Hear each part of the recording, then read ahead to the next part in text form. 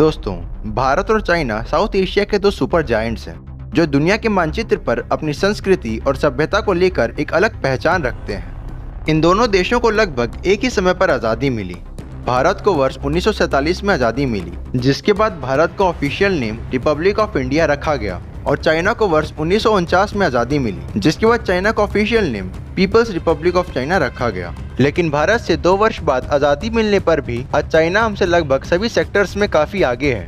लेकिन दोस्तों, क्या आपने कभी भविष्य के बारे में सोचा है? तो चलिए आज हम आपको लेकर चलते हैं वर्ष 2050 में और कंपेयर करते हैं उस समय के दो सुपर पावर्स इंडिया और चाइना को। तो नमस्कार दोस्तों, स्वागत है आप सभी का आपके अपने चैनल इल्यूटिक आइज पर।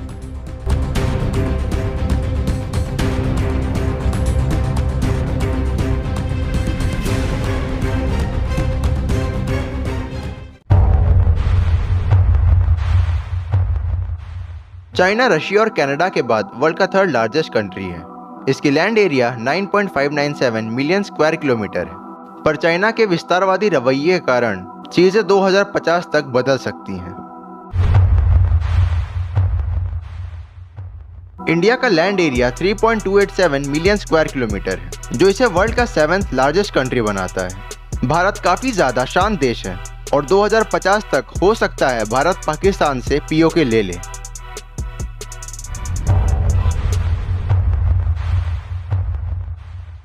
अभी चाइना की current nominal GDP 15.66 trillion US dollar है, जो इस देश को वर्ल्ड की 2nd लार्जेस्ट इकोनॉमी बनाता है।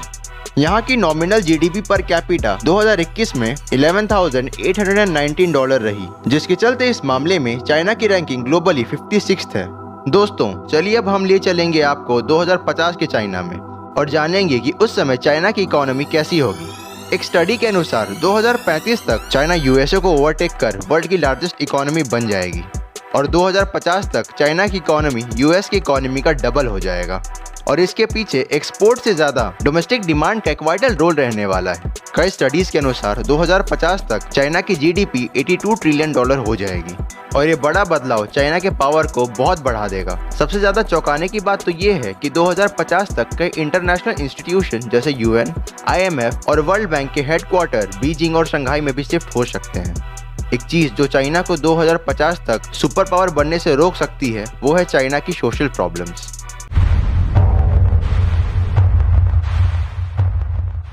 इंडिया की current nominal GDP 3.05 trillion dollars है और अभी भारत वर्ल्ड की 5th लार्जेस्ट इकोनॉमी है। यहाँ की नॉमिनल जीडीपी पर कैपिटा $2,191 है, जो इंडिया को ग्लोबली 139th रैंक पर लाके खड़ा करता है। इंडिया के मोस्ट इंपॉर्टेंट सेक्टर्स हैं एग्रीकल्चर, इंडस्ट्री, मैन्युफैक्चरिंग और सर्विस। तो चलिए दोस्तों, अब आपको ले चलते हैं 2050 के भारत में और देखते हैं कि उस समय इंडिया की इकोनॉमी कैसी होगी। 2030 तक इंडिया वर्ल्ड की 4th लार्जेस्ट इकोनॉमी और 2050 तक जापान को पीछे कर वर्ल्ड की 3rd लार्जेस्ट इकोनॉमी बन जाएगा। पर 2050 तक भी इंडिया की वर्किंग पॉपुलेशन सबसे ज्यादा रहने वाली है, जिसकी मदद से इंडिया चाइना को भी टक्कर दे सकता है और इस बदलाव के पीछे आत्मनिर्भर भारत का बहुत बड़ा हाथ होने वाला है। इसके साथ साथ इंडिया की जियो स्ट्रैटेजिक लोकेशन और लार्ज मार्केट साइज से भी इंडिया को काफी ज्यादा मदद मिलने वाली है। जैसा कि हम सब जानते हैं कि चाइना की आर्मी वर्ल्ड की 3rd स्ट्रॉन्गेस्ट आर्मी है और यहाँ का डिफेंस बजट प्रेजेंट में $209.4 बिलियन है, जो चाइना के जीडीपी का 1.26% है। पर 2050 तक ये डिफेंस बजट बढ़कर $990 बिलियन भी हो सकता है। 2050 तक चाइना की मिलिट्री में super intelligent fighter jet, unmanned helicopter और अनमैन्ड फाइटिंग व्हीकल्स होंगे। इतनी एडवांस डिफेंस सिस्टम होने के कारण चाइना इन्हें 30 से ज्यादा देशों में बेचकर काफी नोट छापेगा। कई प्रेडिक्शन में ये भी बताया गया है कि 2050 तक चाइना के मिलिट्री में रोबोट भी शामिल कर दिए जाएंगे। इंडिया की मिलिट्री आज वर्ल्ड की 4th स्ट्रॉन्गेस्ट मिलिट्री है और इसके साथ साथ इंडिया की मिलिट्री को वर्ल्ड का one of the most professional military कहा जाता है। इंडिया का डिफेंस बजट $67 बिलियन है, जो जीडीपी का 2.4% है। 2050 तक इंडिया का डिफेंस बजट $470 बिलियन हो जाएगा। इस समय तक इंडियन आर्मी में 5% रोबोट सोल्जर्स और अनमैन्ड टैंक्स होंगे, जो इंडियन मिलिट्री को टॉप 3 मोस्ट पावरफुल मिलिट्री के कैटेगरी में लाकर खड़ा कर देगा। और इस सेगमेंट के आखिर में मैं इतना ही कहना चाहूँगा कि उस समय भी इंडियन आर्मी के सामने चाइनीज आर्मी कहीं नहीं टिकेगी, क्योंकि जो जज्बा इंडियन आर्मी के अंदर है वो चाइनीज आर्मी में नहीं।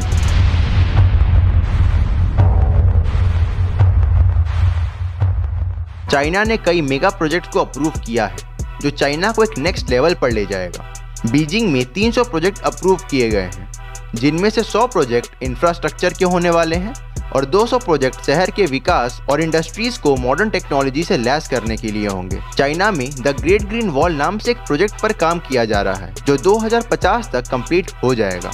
इस प्रोजेक्ट के नाम से ही आप समझ गए होंगे कि इस प्रोजेक्ट में गोबी डेजर्ट के 14,500 किलोमीटर के बॉर्डर पर 100 बिलियन ट्रीज प्लांट किए जाएंगे और इस प्रोजेक्ट की कुल लागत $34.6 बिलियन होने वाली। आपने कई बार ट्री हाउस के बारे में सुना होगा और चाइना में भी कुछ ऐसी सिटी बनाई जाएगी जिसे चाइना फॉरेस्ट सिटी के नाम से जाना जाएगा। ये फॉरेस्ट सिटी 175 हेक्टेयर के एरिया में बनाया जाएगा और यहाँ पर 40,000 ट्रीज और 10 लाख अलग अलग स्पीशी के पौधे लगाए जाएंगे और ये सिटी अकेले ही 900 टन ऑक्सीजन प्रोड्यूस करेगी, जिससे पोल्यूशन में काफी ज्यादा कमी आएगी।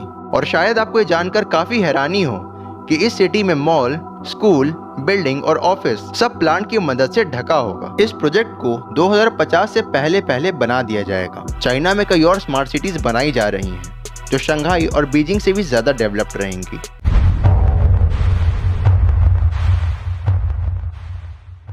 भारत अपनी इंफ्रास्ट्रक्चर को डेवलप करने के लिए कई प्रोजेक्ट्स पर काम कर रहा है और उसमें से कई 2050 या उससे पहले बना दिए जाएंगे। डेवलपमेंट के लिए सबसे पहली चीज है कनेक्टिविटी और इंडिया इस पे काफी तेजी से काम कर रहा है। भारत सरकार ने कई प्रोजेक्ट्स को अप्रूव किया है, जिनमें से कुछ के बारे में हम अभी बात करेंगे। सबसे पहला है वर्ल्ड वन टावर, जिसकी कुल ऊंचाई 440 मीटर होगी और इसमें 117 फ्लोर्स होंगे। इस प्रोजेक्ट को $290 मिलियन की लागत से बनाया जा रहा है। इस टावर के बनने के बाद ये वर्ल्ड का one of the most tallest residential tower होगा। गिफ्ट सिटी इंडिया को ग्लोबल हब बनाने में हेल्प करेगा। इस सिटी का इंडिया को एक इकोनॉमिकल सुपर पावर बनाने में काफी इंपॉर्टेंट रोल रहने वाला है। सेतु भारत प्रोजेक्ट को पीएम मोदी ने दिल्ली में लॉन्च किया था। इस प्रोजेक्ट के अंतर्गत हाईवे पर ब्रिजेस का कंस्ट्रक्शन किया जाएगा ताकि ट्रैफिक की समस्या को कंट्रोल किया जा सके। भारतमाला प्रोजेक्ट हाईवे की कनेक्टिविटी पर फोकस करता है। इस प्रोजेक्ट को नितिन गडकरी जी और मोदी जी ने लॉन्च किया था। इस प्रोजेक्ट के अंतर्गत 34,800 किलोमीटर के हाईवे कंस्ट्रक्ट किए जाएंगे। सागरमाला प्रोजेक्ट कोस्टल लाइन को डेवलप करने पर फोकस करेगी, जिसके चलते पोर्ट्स को काफी एडवांस्ड बनाया जाएगा ताकि इंटरनेशनल ट्रेडिंग को इनहेंस किया जा सके। बुलेट ट्रेन प्रोजेक्ट को मुंबई से अहमदाबाद के बीच बनाया जा रहा है और सबसे पहले ये सफर 508 किलोमीटर का होने वाला है।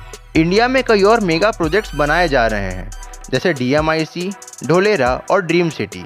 भारत सरकार के स्मार्ट सिटी इनिशिएटिव के अंतर्गत कई एस्टैब्लिश सिटी को स्मार्ट सिटी में कन्वर्ट किया जा रहा है। इसरो इंडिया की स्पेस एजेंसी है और CNSA चाइना की स्पेस एजेंसी है। इसरो और CNSA दोनों ही स्पेस एजेंसीज टॉप 5 में आते हैं। 2050 तक स्पेस रेस में इसरो और CNSA के बीच काफी कांटे की टक्कर होगी। इसरो अभी अपने गगनयान मिशन पर काम कर रहा है, जिसमें इंडिया अपने 3 एस्ट्रोनॉट्स को स्पेस में भेजेगा। हालांकि चाइना ने ये काम काफी पहले ही कर लिया है। इसरो पूरी दुनिया में एकमात्र ऐसी स्पेस एजेंसी है जिसने अपने पहले अटेम्प्ट में मार्स की ऑर्बिट में अपना ऑर्बिटर प्लेस किया था। चाइना अब तक मार्स मिशन में सफल नहीं हो पाया है। इसरो चंद्रयान 3 को भी लॉन्च करने का प्लान कर रहा है। इसरो और भी कई मिशंस पर काम कर रहा है, जैसे आदित्य L1 जो एक सोलर मिशन है, मंगलयान 2 जिसमें हम इस बार ऑर्बिटर के साथ साथ मार्स पर अपना रोवर भी भेजेंगे, शुक्रयान 1 इस मिशन में साइंटिस्ट वीनस के सरफेस, एटमॉस्फेयर और कई अलग चीजों को स्टडी करेंगे। इन स्पेस मिशंस के साथ साथ इसरो और भी कई मिशंस पर काम कर रहा है। अगर बात की जाए CNSA की, तो ये स्पेस एजेंसी भी कई मिशंस पर काम कर रही है, जैसे वासिमिर जो एक ऐसा रॉकेट होगा जिसे न्यूक्लियर पावर की मदद से चलाया जा सकेगा। अगला है लॉन्ग मार्च 9, एक ऐसा रॉकेट जो अर्थ के लोअर ऑर्बिट में 140 टन कैरी कर सकेगा। इस रॉकेट के बनने के बाद ये वर्ल्ड का मोस्ट पावरफुल रॉकेट बन जाएगा। CNSA मून पर बेस भी बनाने की तैयारी कर रहा है। 2050 में इंडिया का अनएम्प्लॉयमेंट रेट 18% रहने का अनुमान है और चाइना का अनएम्प्लॉयमेंट रेट 5%। तो इससे हम ये बोल सकते हैं कि 2050 में चाइना के कंपैरिजन में इंडिया में पॉवर्टी ज्यादा और स्टैंडर्ड ऑफ लिविंग कम रहने वाला है। 2050 तक इंडिया की लिटरेसी रेट 91% रहने वाली है और चाइना की लिटरेसी रेट 100% रहने का प्रेडिक्शन लगाया गया है। ये था हमारा चाइना और इंडिया का फ्यूचर प्रेडिक्शन। आपको इस मामले में क्या लगता है, ये हमें कमेंट बॉक्स में ज़रूर बताएं। तो दोस्तों, आज के इस वीडियो में बस इतना ही। अगर आपको ये वीडियो पसंद आया तो इस वीडियो को लाइक कीजिए और अगर आप चैनल पर नए हैं तो चैनल को सब्सक्राइब करना ना भूलें। अलविदा, बाय बाय, शब्बा खैर। मिलता हूँ आपसे नेक्स्ट वीडियो में। तब तक के लिए सेफ रहें, सुरक्षित रहें। धन्यवाद।